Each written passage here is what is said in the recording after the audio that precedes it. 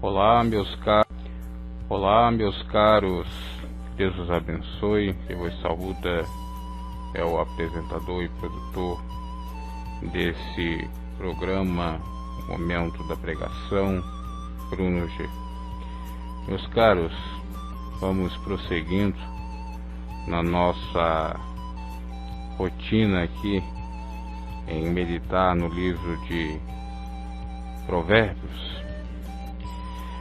Antes de nós adentrarmos a mensagem, que será embasada a partir do capítulo 2, eu quero fazer um parêntese e dizer que o livro de Provérbios, ele pertence à divisão dos livros considerados pelo Velho Testamento poéticos, também conhecidos como sapienciais.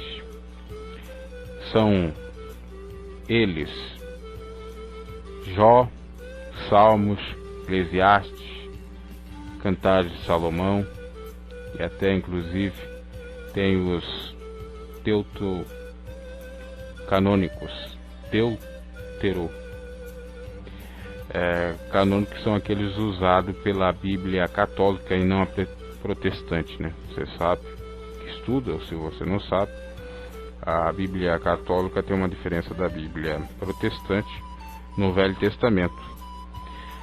São 66 livros no total, 27 do Novo Testamento e 39 no Velho Testamento da Bíblia protestante. Já na Bíblia católica são 46 do Velho e 27 do Novo. No Novo, ambas concordam com os livros. Então no Velho é que teve essa diferença, e esses livros a mais são chamados de deuterocanônicos, que são os chamados considerados também como poéticos e sapienciais, os de sabedoria, Ben Sirac, o eclesiástico e cântico dos cânticos, tá?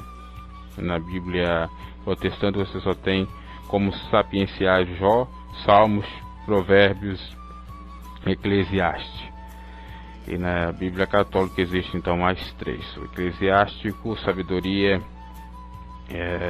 e também tem os cantos dos cânticos,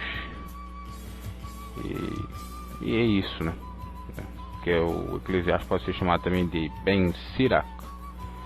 Os deuterocanônicos, só para a gente falar um pouquinho, são conjuntos de 7 livros que estão presentes na Septuaginta, antiga tradução em grego do Antigo Testamento. O judaísmo não os consideram canônicos, bem como alguns grupos cristãos, comumente os protestantes, como já falei.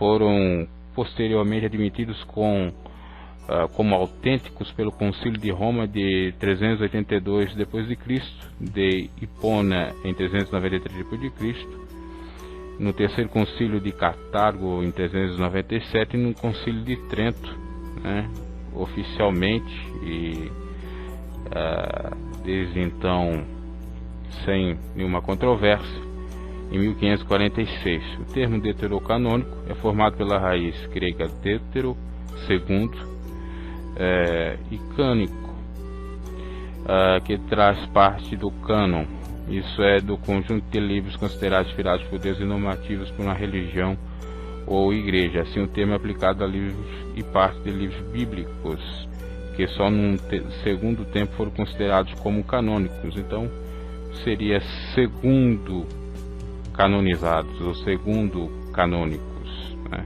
Canonizados a posteriori. Esse termo, então, o adjetivo, é originalmente aplicado a esses textos pelos cristãos, ao considerar que foram adicionados no segundo momento da história do cristianismo, como inspirados, fazendo parte integral da Bíblia para os católicos, não para os protestantes. E a principal queixa dos protestantes a esses livros deuterocanônicos é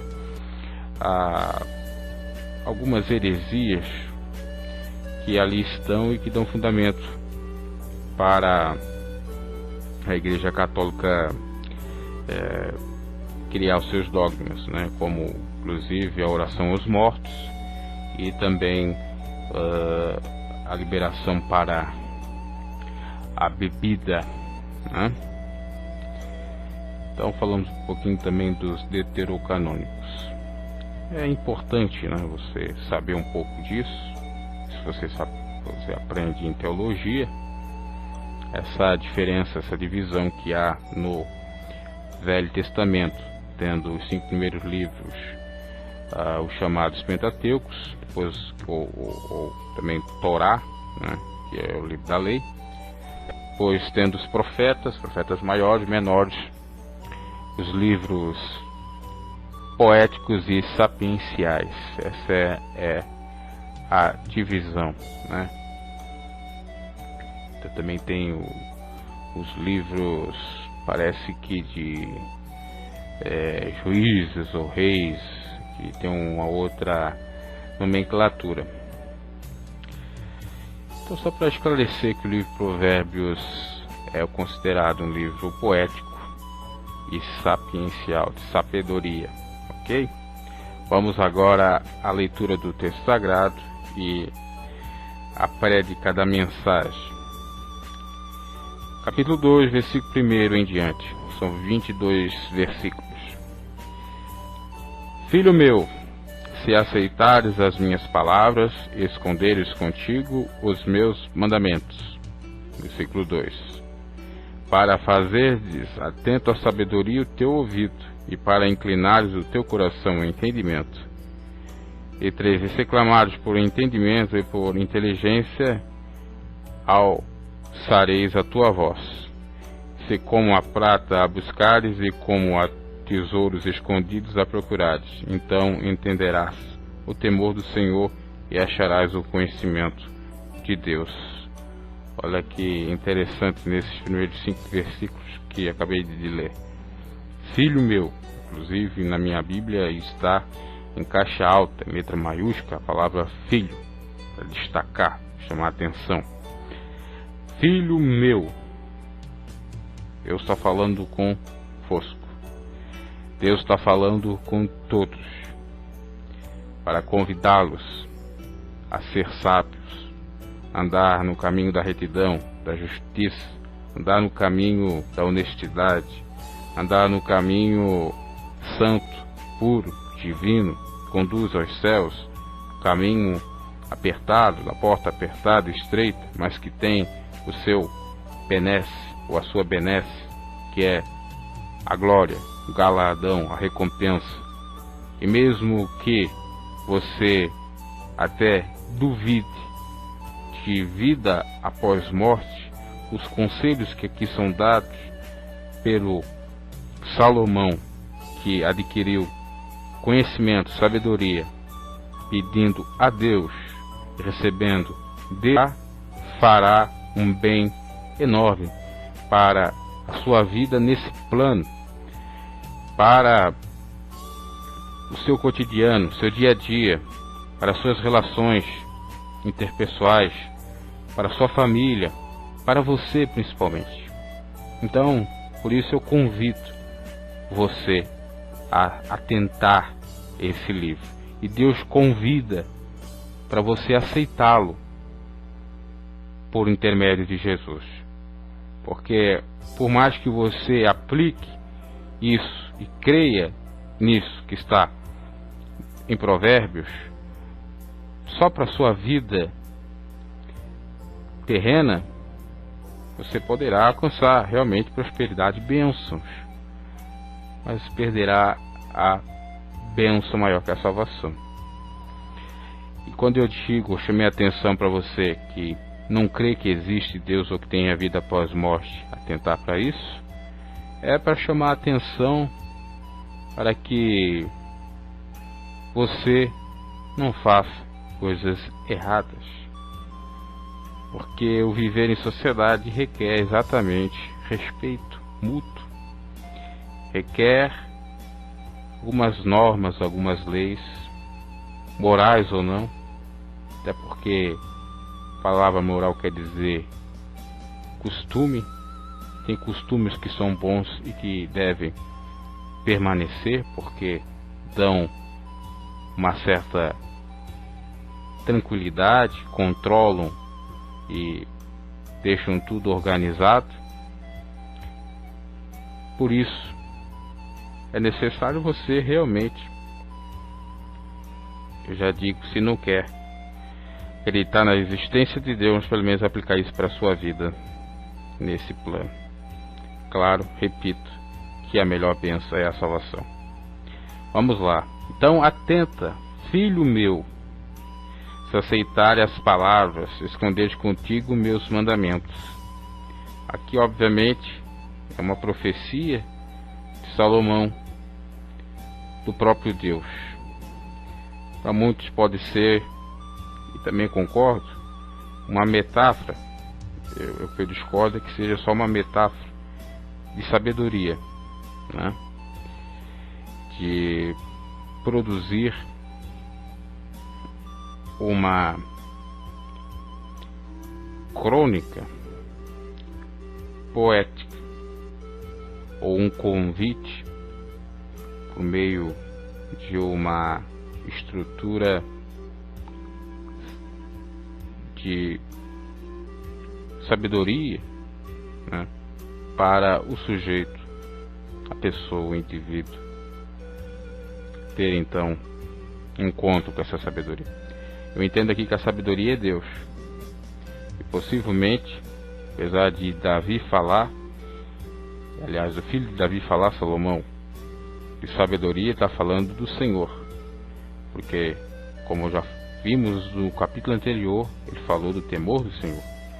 E quando ele fala aqui da sabedoria, está falando do próprio Deus.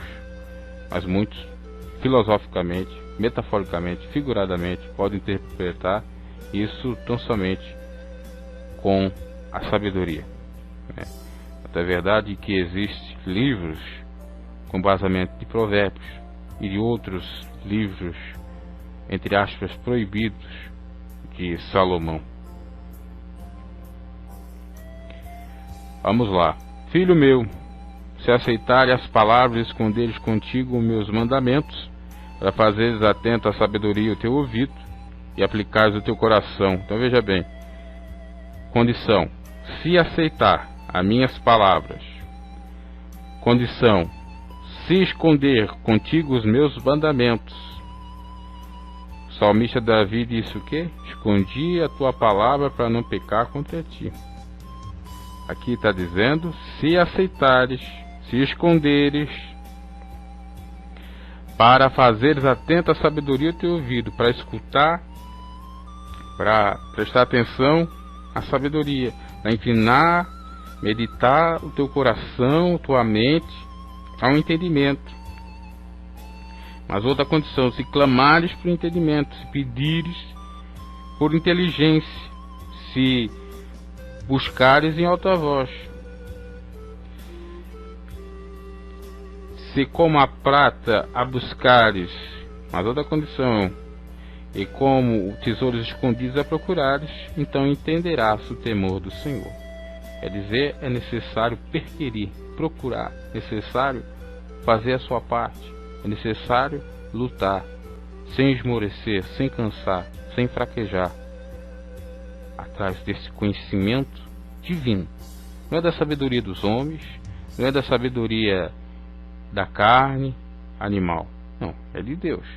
Quando eu falei ali que é necessário você, se não crê na existência de Deus, pelo menos aplicar isso ao seu cotidiano, que vai melhorar ele e muito, eu estou falando da sabedoria carnal, porque a sabedoria divina de Deus, ela é aplicável em todos os âmbitos da nossa vida, ela serve para tudo. Sabedoria, conselhos de Deus para a nossa vida prática, cotidiana, é só bênção. Agora, Salomão fala aqui de sabedoria para o cotidiano, mas também fala de sabedoria para a vida espiritual. Para nós alcançarmos algo na vida espiritual é necessário sabedoria. E a sabedoria é aceitar o Filho de Deus, Jesus Cristo, que morreu na cruz do Calvário para nos salvar. Então, se você procurar, veja bem, então entenderás o temor do Senhor. E ele fala sabedoria exatamente com relação a Deus. E acharás o conhecimento de Deus. Quer dizer, se você aceitar os conselhos e aplicar, inclusive para a sua vida material, e você for próspero, de algum modo você vai encontrar Deus e possivelmente vai mudar de opinião, passar a crer. Por isso que eu digo, né? Tente, mesmo que você não tenha fé, porque uma hora essa fé vai ser despertada. Uma hora você vai com o Todo-Poderoso. O youtuber, né, Mário Persona, ele conta que foi no meio dos seus estudos que ele teve um encontro com Deus. Não precisou de igreja, não precisou de pastor, de pregador, nada. Nos seus devaneios, nos seus anseios de mais conhecimento, de mais intelectualidade, ele encontrou Deus. Ele teve um convertimento ao Evangelho. Por isso que eu digo, não tem problema você buscar o conhecimento. Mesmo que você ache que acreditar em Deus é desconhecimento, é ignorância. E não é. Porque no fundo de tudo, você vai encontrar Deus, que é o conhecimento, que é o que fecha, né? E tem a chave que abre e ninguém fecha, que abre porta onde não há porta, e fecha a porta onde não há porta, que fecha e ninguém abre, e que abre e ninguém fecha. É o conhecimento, é esse Deus. Então, por isso que eu provoco, que eu peço a todos que me ouçam, mesmo não crendo, busque a sabedoria, busque conhecimento. Uma hora você vai se deparar com Deus. Só se a sua soberba não deixar. Aí você está fazendo o mesmo papel de Satanás. Aqui Salomão está sendo claro, está dizendo: se você aceitar as palavras da sabedoria, essa sabedoria que você preza para a sua vida cotidiana, para melhorar tudo, se você esconder os mandamentos dessa sabedoria, se você atentar o teu ouvido para essa sabedoria, se você inclinar o teu coração para essa sabedoria ou esse entendimento, se você clamar para essa sabedoria, se você clamar sem se deter em alta voz, se você, como a prata, a buscares e como tesouro escondido a procurares, então entenderás o temor do Senhor e acharás o conhecimento de Deus. Jesus fala acerca do reino de Deus a ser um tesouro escondido, encontrado por alguém que não sabia que ali estava aquele tesouro, e que ao saber dá muito valor. E é assim que nós temos que fazer, porque chegará exatamente uma hora que não adianta. Nós temos que reconhecer que Deus existe, nós temos que reconhecer que nós somos falhos, que devemos temor ao Senhor, que devemos nos humilhar diante da sua potente mão para alcançar a sua bênção, ou alcançar a bênção das bênçãos, que é a salvação. E não só isso, mas para nós termos gozo, paz, salvação, tudo de modo pleno, é necessário isso, inclusive conhecimento, porque tem uma associação equivocada entre ter fé em Deus e ignorância, entre crer em Deus e arrogância e falta de sapiência e coisas dessa natureza. Isso é engano. Inclusive filósofos afirmam que isso é uma balela, porque existem sábios tanto ateus como teus, Existem sábios crentes como não crentes em Deus. E aqui nós vemos que a verdadeira sabedoria é, ou pelo menos que na labuta, no procurar, você vai descobrir no autoconhecimento que o conhecimento, sabedoria provém de Deus, e quem tem de fato sabedoria e é sábio é aquele que teme ao Senhor. Porque o Senhor dá sabedoria, versículo 6. Da sua boca vem o conhecimento e entendimento. Quem dá sabedoria? O Senhor, Jeová. Quem dá sabedoria e de graça, que São Tiago vai e fala para nós pedir? Jeová. Quem dá a sabedoria que deixou Salomão sábio para governar, administrar Israel e para ser próspero? Jeová. Salomão é um testemunho, é uma testemunha, melhor dizendo, viva, a testemunha ocular de como Deus dá sabedoria, de como Deus abençoa quem o teme. Então, por isso ele fala que Deus é que dá sabedoria. A sabedoria, por mais que nós vamos procurar, ela não vem por acaso ou do nada. Ela provém de Deus. E nessa busca incessante, você pode estar se esbarrando com Deus. E aí não tem como reclinar, não tem como, melhor dizendo, brigar contra o Deus verdadeiro. Não tem como fazer aquilo que Paulo queria e estava fazendo com a igreja primitiva, né? Que está escrito lá em Atos 9:8. Jesus falando, melhor dizendo, para Paulo, aliás é 9:5. Eu sou Jesus a quem tu persegues. Duro é para ti recalcitrar contra os aguilhões. Duro é resistir contra exatamente os aguilhões, que significa ferro, ponta de ferro, ponta aguda, ferrão. Não tem como você lutar contra os ferros, você lutar contra as fortalezas que cercam, que protegem a cidade. Não tem como você lutar com seu intelecto, que é profano, que é animal terreno, esterco, assim depois considerado por Paulo, contra Jesus, que é o aguilhão, o ferro, que é a pedra angular. Não tem como nós resistir. Então, por isso que Salomão fala que provém do Senhor a sabedoria, da sua boca vem um conhecimento e entendimento. E a boca dele, o que é, a não ser essa palavra que nós estamos lendo? É a própria boca do Senhor, falando conosco.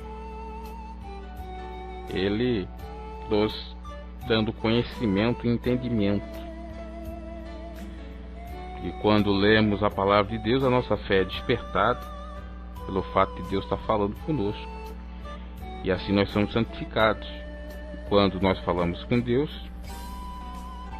nós estamos sendo beneficiados nesse diálogo com a santidade e com a bênção, porque Ele está nos ouvindo. É nós falando com Ele. 7. E reserva a verdadeira sabedoria para os retos. Escudo é para os que caminham na sinceridade. Claro que Ele reserva a verdadeira sabedoria para os retos. Aquilo que Jesus disse, que as coisinhas melhores, né, os mistérios, as revelações, seriam revelados para os seus pequeninos, os pequeninos do Senhor, aqueles que são simples são puros de coração e limpos de mão. Esses são revelados os mistérios do reino de Deus.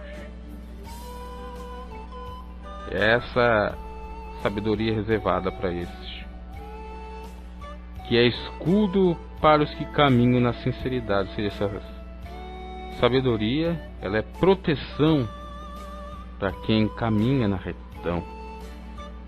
Ela é um escudo, protege contra os dados inflamáveis do maligno.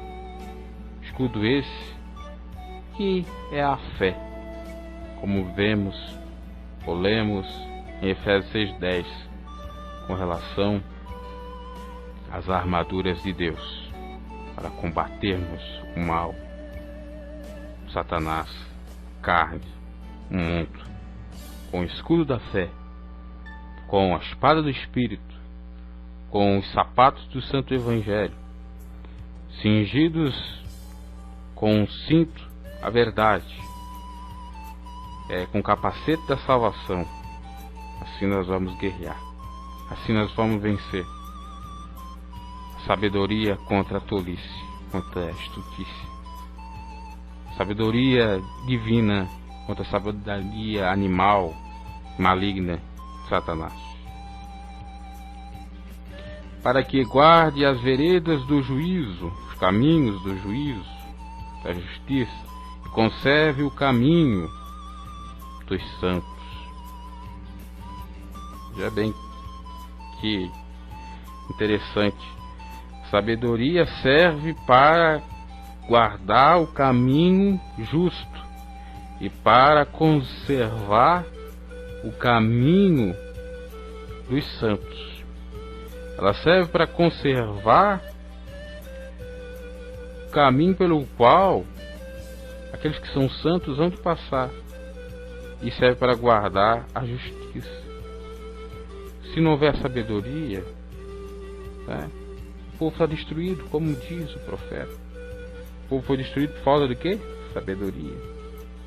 E ela existe exatamente para guardar o bom senso, para não perdermos o ânimo, para não virar anarquia, para nós não virarmos pior que animais, canibais, para nós não fazermos besteiras, insanidades. Então ela existe exatamente para isso, e é um dom de Deus. Então, versículo 9: entenderás justiça e juízo, equidade e todas as boas veredas. Já falei de justiça, já falei de juízo, juízo de valor. Justiça seria direitos, deveres, equidade, aplicação ao caso concreto dessa justiça, desse juízo de valor, com embasamento da justiça, e todas as boas veredas. Veja bem, então entenderás qual seja a verdadeira justiça, então entenderás qual será o verdadeiro e bom juízo de valor, então entenderás qual será a boa prática dos valores de justiça, e qual a boa vereda, o caminho para se trilhar. Portanto, a sabedoria entrará no teu coração e o conhecimento será suave a tua alma. Se você fazer aquilo tudo que está lá escrito, desde o capítulo 1 até o 5, ou até o 4, você então vai ter essa benesse da sabedoria vir a você como você tem sede, como vem a sede, a fome, naturalmente. Conhecimento sendo suave, leve a tua alma, tranquilo. Conhecimento sendo digerido, compreendido, aceito, enfim. Por isso que Jesus disse em 11:28 de São Mateus: vinde a mim todos estáis cansados e oprimidos, porque eu vos aliviarei, porque o meu fardo é leve e meu jugo é suave. Fardo leve, jugo suave, sabedoria, entendimento, inteligência. É o que nós lemos aqui, que a sabedoria entra no nosso coração e o conhecimento será suave a tua alma. Conhecimento é isso.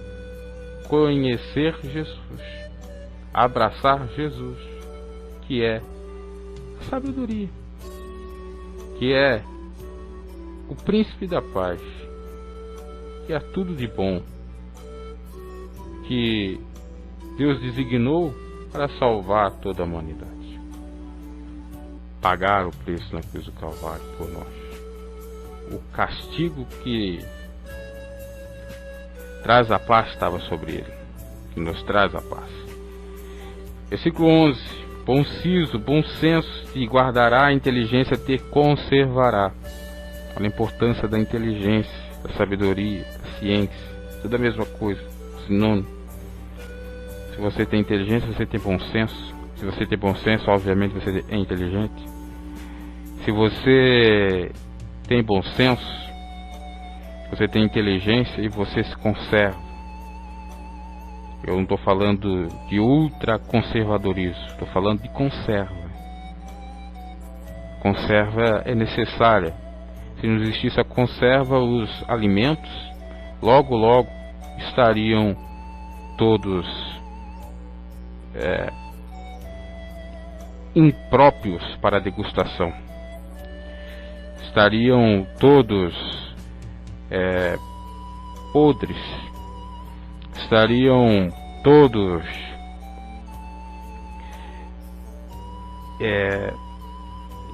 como já disse, impróprios para a nossa alimentação.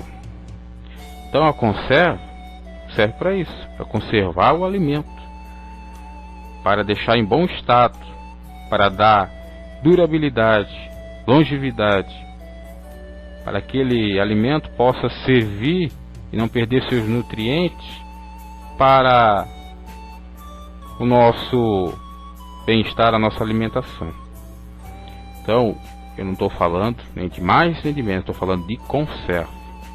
Sem conserva, os alimentos perdem todos os seus ingredientes e também fazem mal para nós.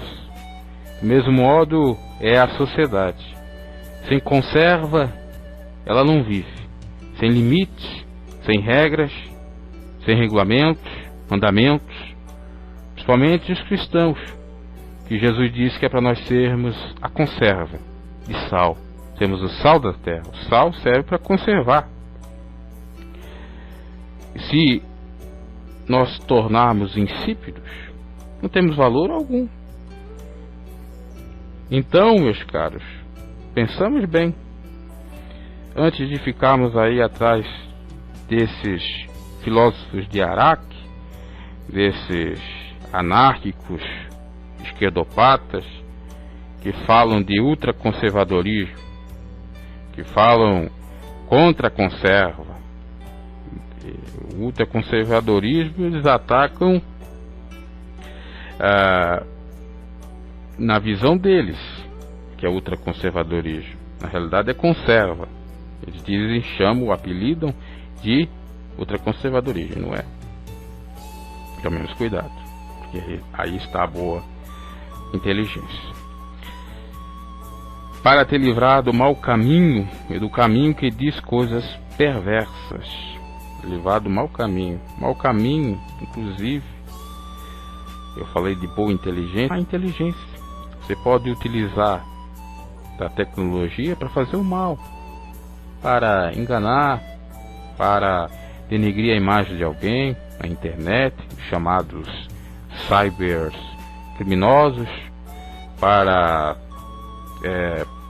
difamar, para inclusive marcar encontros e cometer prostituições, pedofilias e outras coisas mais. Inclusive, recentemente tive a notícia de um pastor da Assembleia de Deus que estava exigindo da fiel ou de meninas que até mesmo não eram fiéis da sua igreja. Nudes, isso mesmo, foto nuas dela. E ele caiu na armadilha lá da polícia e foi preso em flagrante. Que lamentável, hein? Um pastor pegando meninas e forçando e ameaçando meninas ingênuas com 14 anos, né? Será que esse sujeito não tem uma mulher? Não é casado? Quantos que são casados, né? E fazem isso? Inclusive eu também estava vendo uma notícia, mas foi ontem, o sujeito que era casado, tinha 2 filhos, abusou sexualmente de 3 ou 4 meninas, mais ou menos nessa faixa etária também, e não era cristão. Então vejam, meus caros, como está tudo bem terrível, porque aquele que diz que aquele que não é cristão faz coisa errada, está tudo mais do mesmo, só muda a nomenclatura, o nome. Aquilo que Jesus disse, filho das trevas é mais prudente que os da luz, muitos deles. Então essa é a péssima inteligência, a inteligência para enganar, a inteligência para persuadir, a inteligência para matar, para destruir. Essa é a inteligência, a artimanha do inimigo e de seus adeptos: matar, roubar e destruir. Não foi que ele veio? A inteligência para fazer bombas atômicas, a inteligência para fazer armamentos, para fazer vários artefatos para fazer mal a terceiros e por aí em diante. E aí nesse caso é usada a inteligência má, né? Quer dizer, se cria uma tecnologia ou se cria armamentos para o mal. É uma inteligência má. E tem aquela que é neutra e que as pessoas, de vez de usar para o bem, usam para o mal. Por exemplo, a ferramenta da internet é muito importante, você ter conhecimento dos mais variados. Muitas das coisas que eu falo aqui eu procuro no Dr. Google. E se não tivesse Dr. Google eu não teria tantas outras informações. Mas eu posso usar a internet para, como já disse, difamar pessoas, para vender fake news, falsas notícias, né, para fazer uma rede de pedofilia, de pederastia. Eu posso usar a internet para criar canais no YouTube para pregar o evangelho anátema, maldito, enganador. Essa é a má inteligência.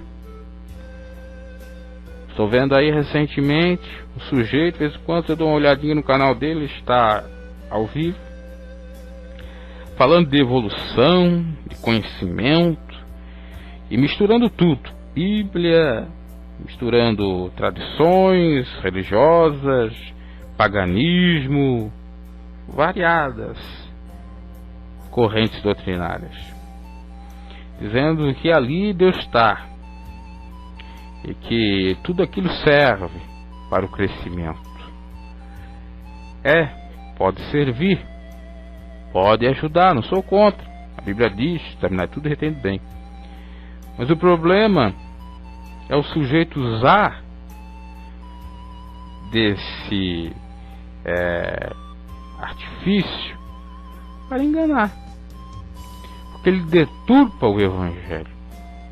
Ele acaba criando filosofias vãs para atrair fiéis. Faz a mesma coisa que se faz aí nas igrejas evangélicas, que são mercado da fé, que exploram a fé dos fiéis.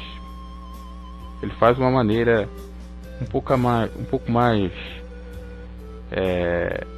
sapiente. Aquilo que nós falamos, né, lá no capítulo 1, vem com blandícias, com carinho, massageando o ego das pessoas, falando aquilo que elas querem ouvir, sendo demagogo, né, para ter A rentabilidade é a mesma coisa, crescer, mas de um modo diferente. E as pessoas não percebem isso. Inclusive, ele tem a sua conta para que façam doações, dizendo que é para fazer esmolas, ou para criar bares, ou lanchonetes, os encontros. Realidade, ele quer enriquecer a custa do evangelho e fazer da miscelânea toda. E o povo gosta do novo, né?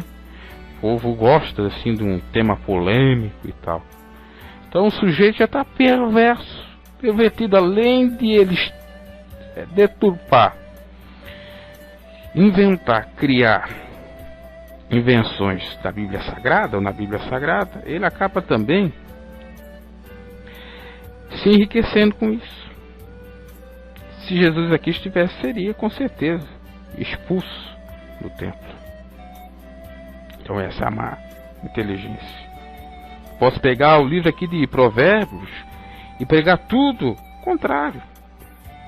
Começar aqui a falar só de inteligência da terra, inteligência dos homens, inteligência desse mundo. Mas não me convém. Porque, como mesmo Paulo disse, todas as coisas me são lícitas, mas nem todas elas me convêm. Isso não me convém, porque eu quero entrar no reino dos céus.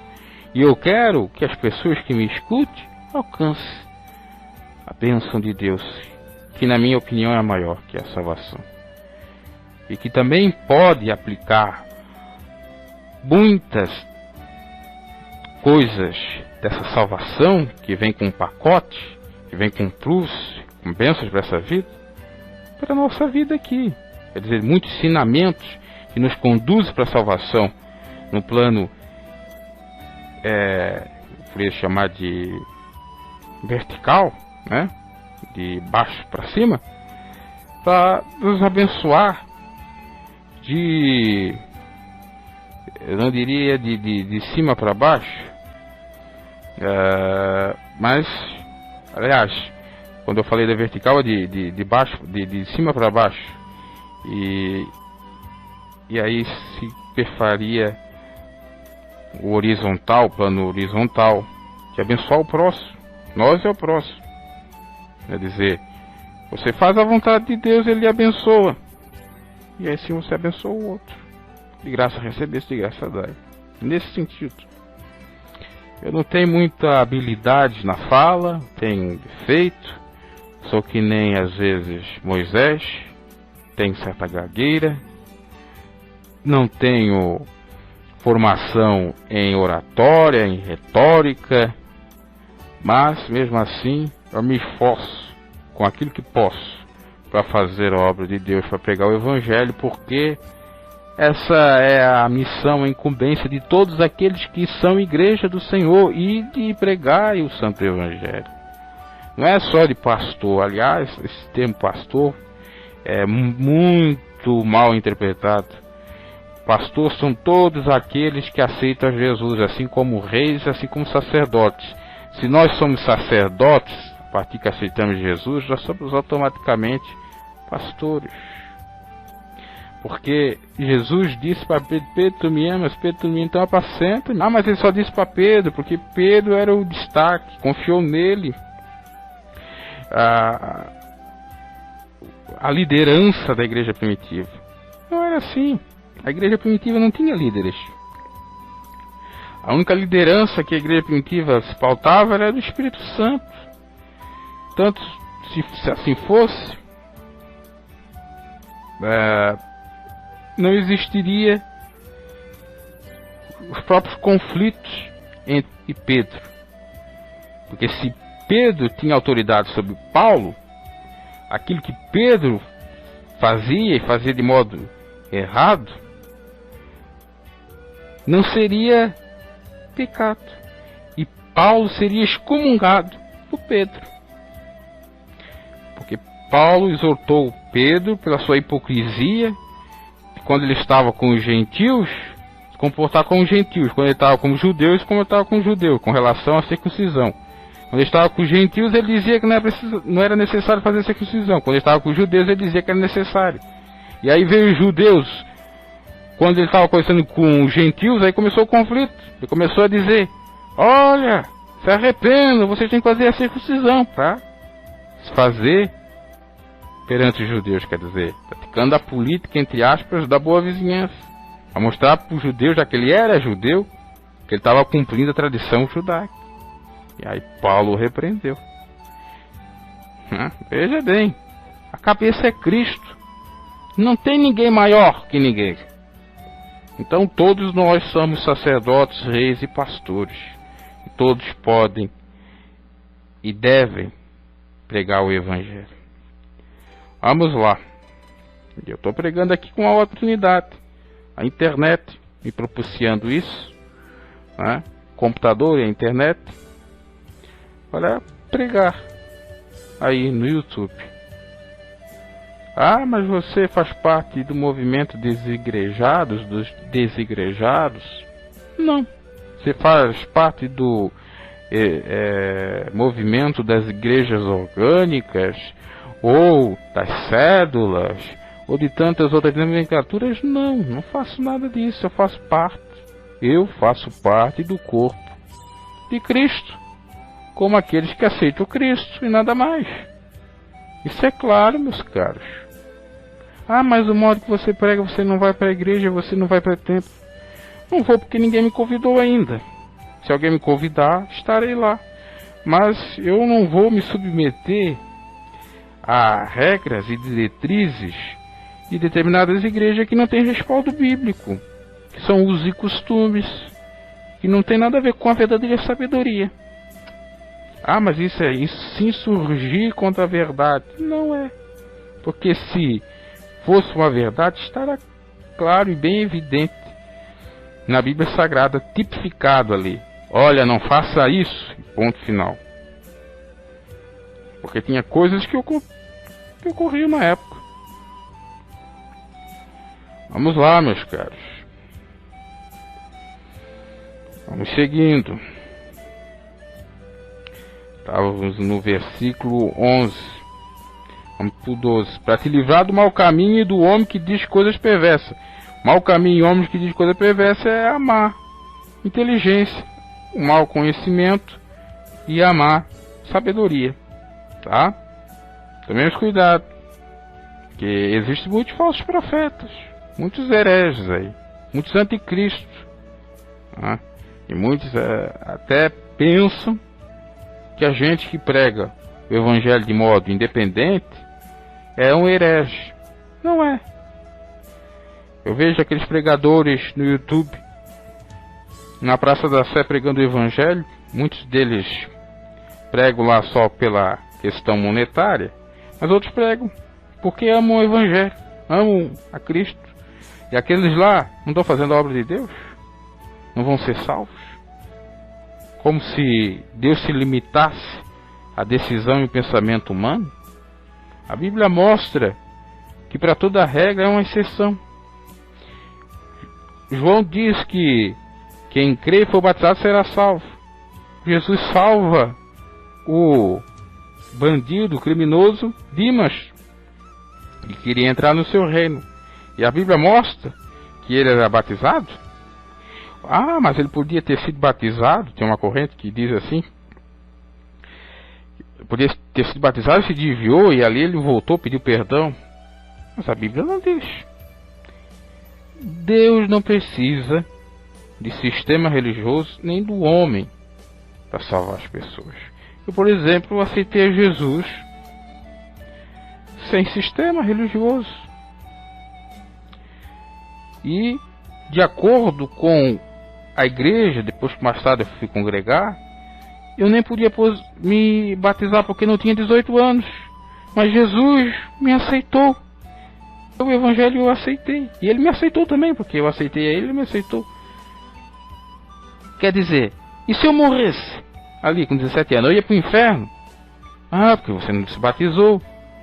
Mas a igreja não permitia batizar com 18 anos.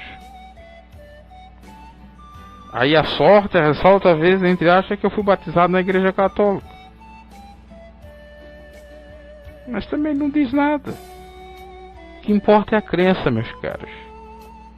Tem muita coisa que é pregada no sistema religioso que é controversa. Aí eles dizem que a Bíblia não é a Bíblia, é o homem que cria doutrinas que não é verdadeira, que às vezes nem é por má fé, é por falta de entendimento, né? É necessário a pessoa reconhecer o seu erro e procurar o conhecimento que Deus dá. Outros são realmente por má fé, têm conhecimentos e interpretam também tudo de acordo com a sua própria convicção ou da cúpula da igreja, sua igreja. Vamos lá, vamos seguindo. Dos que deixam as veredas da retidão para andarem pelos caminhos das trevas, para livrar aqueles que deixam as veredas da retidão, quer dizer, do caminho dos perversos, entre aspas aqui, desviados, que é até um termo equivocado em se dizer, porque aquele que está com Cristo, mas que ele caia, não necessariamente quer dizer que ele esteja desviado. Ele pode estar afastado, ou o Espírito de Deus está afastado da vida dele por um momento. Se ele se arrepender, ele alcança a salvação. Então, essa coisa de se desviar do caminho, ou associar o desviar do caminho ao sair da igreja, ao sair do sistema religioso, é um outro equívoco também. Desvia do caminho da vereda do Senhor aquele que não aceita a doutrina de Jesus, porque é por meio da fé que nós somos salvos. E a fé tem obras. Obras essas, amar a Deus sobre todas as coisas, para a gente mesmo. É isso, meus caros. É simples e ao mesmo tempo complicado também, porque o homem que complica as coisas em nome do money, tá? Porque eles querem fazer o controle social da pessoa.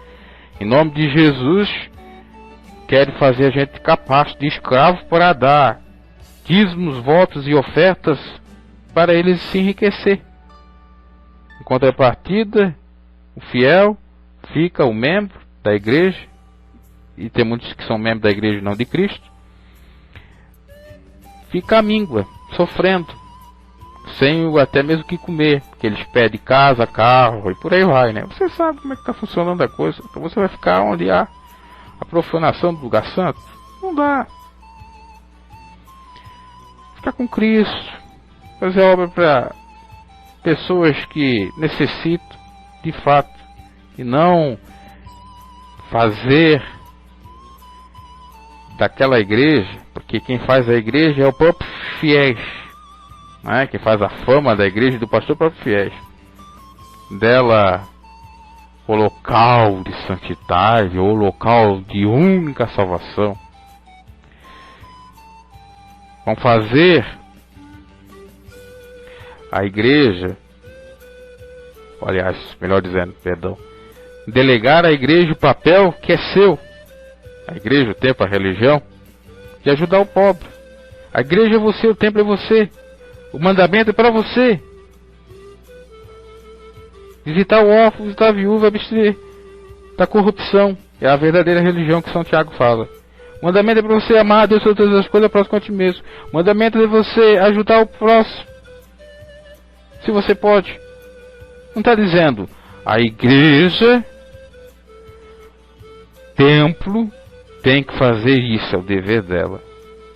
Não, está dizendo a igreja, nós, cada um membro do corpo de Cristo, e que não está fechado num mundo totalmente pequeno de um templo. Vamos lá. Dos que deixam andar pelos caminhos das trevas, os que se alegram de fazer mal, ou de mal fazer, e folgam com as perversidades dos maus, para se desviar desse. Você tem a boa sabedoria, então você se desvia do mau caminho, do homem que diz coisa perversa, daqueles que deixam das veredas da retidão, para andar pelos caminhos da treva. Quer dizer, você se livra dos escarnecedores, você se livra do ímpio, você se livra dos pecadores, livra daqueles que mudaram de direção e deixaram a vereda, se afastaram do caminho de Deus. Você se livra daqueles que se alegram de fazer o mal, né? e que folgam com as perversidades dos maus, cujas veredas são tortuosas e desviadas nas suas carreiras. Você se livra de tudo isso. É uma benção. 16. Para te livrar da mulher estranha e da estrangeira que lisonjeia com suas palavras. Aqui já vem uma coisa interessante, olha a sabedoria. Ela te livra do mau caminho. Caminho que parece ser bom, mas o fim é sofrimento. Te livra do homem perverso, que só chega diante de ti para tomar aquilo que você tem e até aquilo que você não tem. Para se livrar daqueles que abandonam o caminho e ficam xingando Deus, como eu, por falta de prudência e sabedoria, quando saí do sistema, confundi sistema com Deus. Associei sistema, religião, igreja onde eu congregava com Deus. E eu me abandonei de Deus mesmo, xingava Deus mesmo. Pela misericórdia de Deus, em nome de Jesus, eu revi meus pensamentos. Eu alcancei o perdão de Deus, pedi perdão. Porque uma coisa é sistema, religião, outra coisa é Jesus, outra coisa é Deus. Então eu culpava a Deus por não ter dado nada certo dentro da religião, ou culpava a Deus pelo fato de muitas coisas não ter sucedido bem na minha vida. Entende? Religião é uma coisa do homem, Deus é outra. Do mesmo modo, eu sou outro, que devo me humilhar e me submeter a Deus, e não a sistema religioso.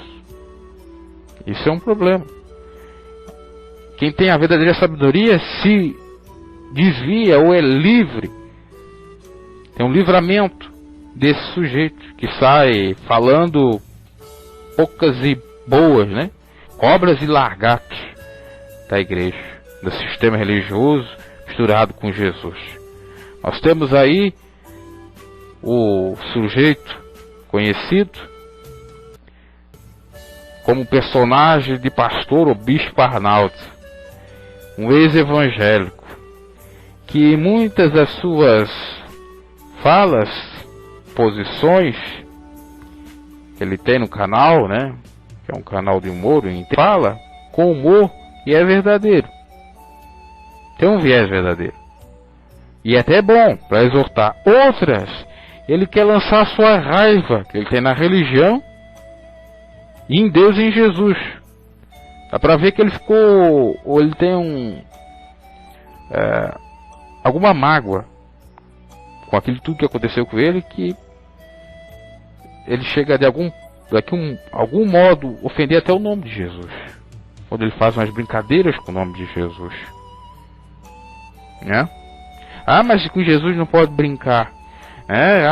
Se Jesus tivesse na terra, será que ele aceitaria a blaga, a brincadeira? Poderia até aceitar, mas do jeito que ele faz ali, o problema não é a brincadeira, o problema é o que ele está propagando, o ensinamento dele. Ele está fazendo com que hereges cada vez fiquem mais hereges. Ele está fazendo com quem está fraco na fé que se desvie totalmente do caminho de Deus, de seguir a Deus, de crer em Deus. É isso que ele está fazendo. Falando também de homens, de pequeninos do Senhor que estão lá dentro do sistema, mas que são homens e mulheres de Deus.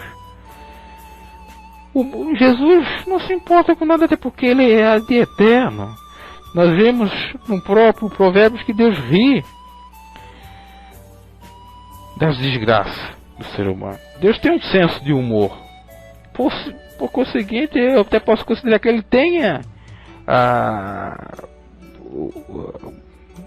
um amor, um carinho, estima, digamos assim, para quem tem um pouco de humor também. Mas desde que esse humor não seja ofensivo e não sirva para o diabo trabalhar, inclusive disseminando o ateísmo, a descrença. Esse é o problema. Então, quando eu escuto ele, eu sei separar coisa boa da coisa ruim. Mas tem vezes que já no início já não dá para escutar o sujeito. Isso que eu tenho a consciência do evangelho e quem não tem, quem está fraco na fé. A Bíblia diz, Paulo fala, se nós comermos algo e vai escandalizar o irmão, é para nós não comer. Ele poderia usar o humor, para ganhar almas para Jesus, mas não para deixar elas cada vez mais céticas, desesperançosas, descrentes.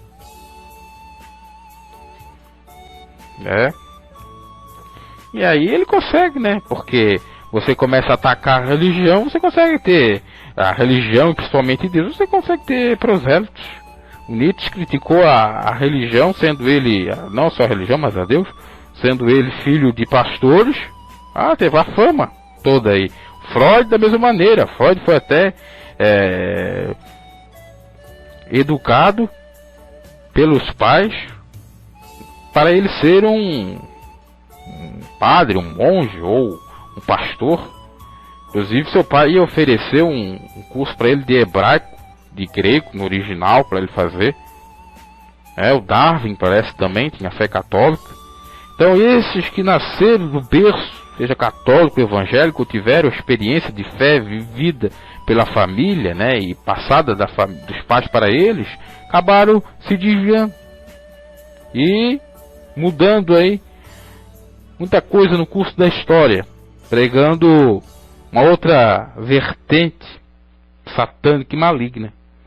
E a Bíblia fala aqui que quem tem a verdadeira inteligência se desvia disso. Deus dá consciência para se desviar desses tais que se alegram de fazer o mal. Meu Deus, quantos que ficam felicíssimos por ver o irmão caído, por ver o seu próximo no lamaçal, sofrendo. Meu Deus, tem prazer no sofrimento dos outros. São sádicos, são sádicos mesmo. E folgam com as perversidades dos maus. Então, fugir. Deus dá consciência para nós fugir disso. Os deveres são do outro lado desviados das suas carreiras. Agora vem para se livrar da mulher estranha. Mulher estranha que enganou Salomão. Mulher estrangeira que fez Salomão se afastar do caminho de Deus. Porque ele foi se misturar com as mulheres estrangeiras, que não era permitido, porque elas seguiam outros deuses. E ele perdeu essa sabedoria. Porque por acatar o pedido delas, ou para tê-las com ele teve que acatar os pedidos delas, que era prostrar-se diante de outros deuses, montar altares para esses deuses.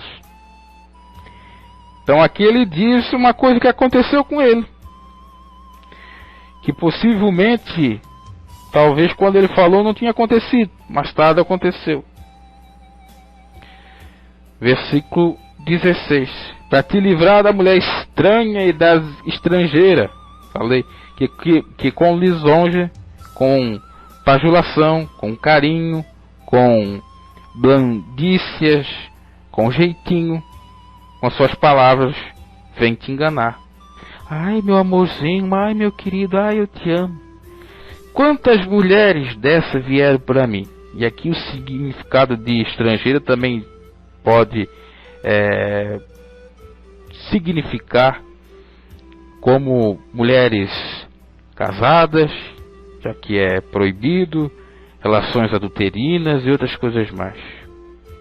Me surgiram duas possibilidades de eu me envolver numa encrenca dessa. A primeira, num determinado local que eu visitava, ela era casada. E ao saber que eu supostamente teria alguns bens, ou que tinha um trabalho bom, ou que era de uma família abastada, que poderia lhe trazer benefícios maiores e melhores do que aqueles que ela estava tendo com o seu cônjuge. Então, esses foi o tempo máximo da duração do seu casamento.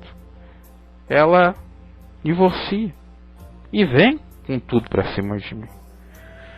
E eu já sabendo tudo, já antevendo, interesse e tal, coisa que já só em ver a pessoa ser interesseira já me dá um um asco, veio pra cima de mim. Eu, na maior naturalidade, usei da mesma sutileza que ela usava comigo. Não disse que queria, também não disse que não queria. Deixei ela descobrir pelas atitudes. O inimigo queria me colocar numa fria, né, usando ela. Ele saiu envergonhado, porque eu fiz aquilo que deveria ter feito mesmo. E até, eu confesso que em dado momento eu se arrependi. Mas recentemente, sabendo das últimas notícias, eu creio que foi um livramento de Deus. Porque ela se juntou com outro cara, o outro cara dá de tudo pra ela, e ainda ela não tá contente e tá, inclusive, corneando o sujeito. Então, pra você ver. Uma outra situação, também de uma mulher casada. Só que aí tem um diferencial, era crente da igreja do Véu, Congregacional Cristã do Brasil. E muito bem crente. E ela, não sei porquê, achava que eu estava olhando para ela ou querendo algo com ela. E então ela se sentia perseguida. No primeiro encontro eu confesso que achei até mesmo interessante ela, mas eu não sabia que ela era casada, porque não usava nem aliança. Então, de alguma maneira, falei. E por conta disso, ela achou que eu estava dando em cima dela. Chega dado momento, ela decide separar, porque não ia dar certo. Eles eram inexperientes, novos, isso é um mal também que a religião faz. Forçar o sujeito a casar que não tem condições financeiras, materiais, não tem nenhuma vida profissional ainda estabelecida. Então o sujeito vai casar, vai viver de aluguel, vai passar os perrengues que for. É claro que tudo com amor se conquista, se constrói, mas hoje em dia a sociedade imediatista e cheia de incertezas, ela não aceita mais isso, né? No passado se fazia muito isso, inclusive meus avós fizeram e deu certo. Mas hoje em dia não. A menina olha para outra amiga dela que tem um fulano que dá tudo para ela, que dá carro, dá joias, dá isso e aquilo, ela já fica enciumada, ela já fica com inveja e já quer que o marido dê a mesma coisa que o outro dá para fulana. E o marido não pode, então ela vai procurar um outro. E foi o que ocorreu. E as más conversações corrompem os bons costumes, é o que diz a Bíblia. Ela, uma cristã, mas cristã talvez forçada pelo sistema religioso, pelos seus pais, e não que ela tivesse um encontro com Jesus de fato. Então ela acabou indo na ondinha das outras, separou do sujeito e veio atrás de mim.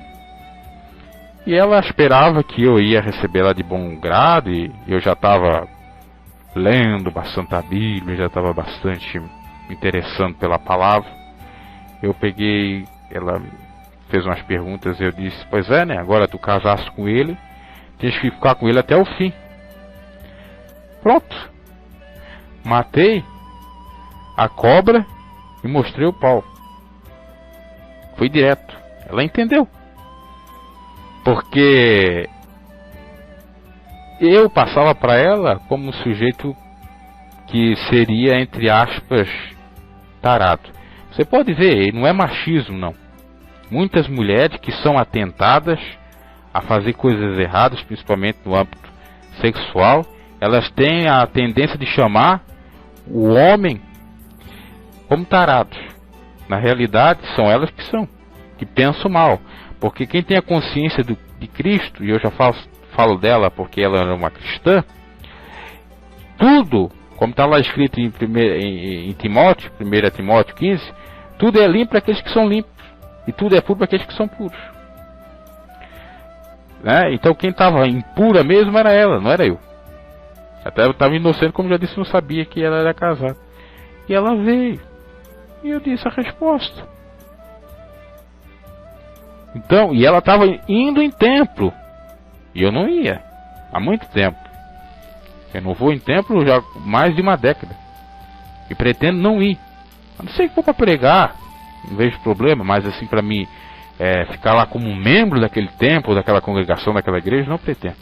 Pretendo porque o Espírito de Deus não pode ter o Espírito de Deus não trabalha, melhor dizendo, com contendas e com confusões, porque Deus não é Deus de confusão. O Espírito de Deus também não habita em lugar onde há divisões, facções e há intrigas e há falta de santidade. Existe uma série aí de posicionamentos. Então, graças a Deus que eu me livrei também dessa. Eu fui analisar, ela agora arranjou um cara muito rico, inclusive está em outro país. Então é assim, meus caros, infelizmente. E hoje em dia a mulher cristã mesmo está difícil, inclusive dentro do sistema. Você vê, está difícil. Tá? Difícil mesmo. É machismo, não é machismo, é realidade. Tá? É realidade. Inclusive até também existe homens que para as mulheres santas de Deus também está difícil. É difícil porque tem homens que até estão interessados em dinheiro das mulheres e não em amá-las, ou estão interessados simplesmente de ficar com elas, abusar delas e não ter um compromisso mais sério. Essa é a verdade, tem que ser dita. Mas quem tem a verdadeira sabedoria se livra disso, tanto as mulheres santas de Deus como os homens santos de Deus. Santo no sentido de ser separado, de ter um compromisso com Deus. Não um santo aí de estar todo tapado, de viver que nem os muçulmanos, ou com as freiras, os padres, batina, mostrando uma santidade, uma piedade. Hipocrisia, maquiagem, máscara, lá no fundo, atrás do pano, no esconderijo, no escurozinho. O que é que não se faz? Claro, não vou dizer que é todos, mas existe um lado podre. Então a santidade não é isso. A santidade é da esfera interna para externa e não da externa para interna. Vamos seguindo. Então quem tem a sabedoria se livra dessa mulher estranha, com lisonja, aquele papinho doce, que deixa o guia da sua mocidade e se esquece do conceito de seu Deus. Foi o que aconteceu com aquela moça lá, a última, o caso que eu contei. Deixou o guia da sua mocidade, porque servia a Deus tal, e casou, e agora? Porque a sua casa se inclina para a morte, e as suas veredas para os mortos. A menina que deixa, e pode também ser o homem, que deixa o guia da sua mocidade, e não lembra do seu Criador, que é o próprio Deus, esquece do conserto do seu Deus, a sua casa se inclina para a morte, para sofrimento, para a morte, no âmbito material, profissional, pode também ser, social, espiritual, ou a segunda morte. E as suas veredas, seus caminhos para os mortos. Todos os que se dirigem a elas não voltarão e não atinarão com as veredas da vida. 19, quer dizer, todos aqueles que se prendem a elas, tomá-los realmente. Só o milagre, aquilo que é impossível para os homens é possível para Deus. Versículo 20, para que andes pelo caminho dos bons e guarde as veredas dos justos.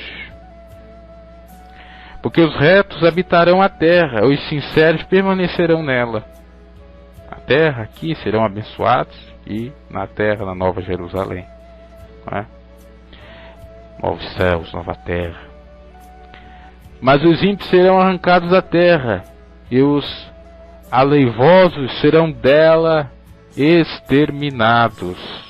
Olha a diferença de nós termos a boa sabedoria. Quantos livramentos, quantas bênçãos nós temos por dar crédito à sabedoria, por procurar a sabedoria e aceitar a revelação da sabedoria suprema, excelente, que provém de Deus. Que é aceitar Jesus Cristo como um suficiente Salvador e praticar a doutrina de Cristo, que é o amor.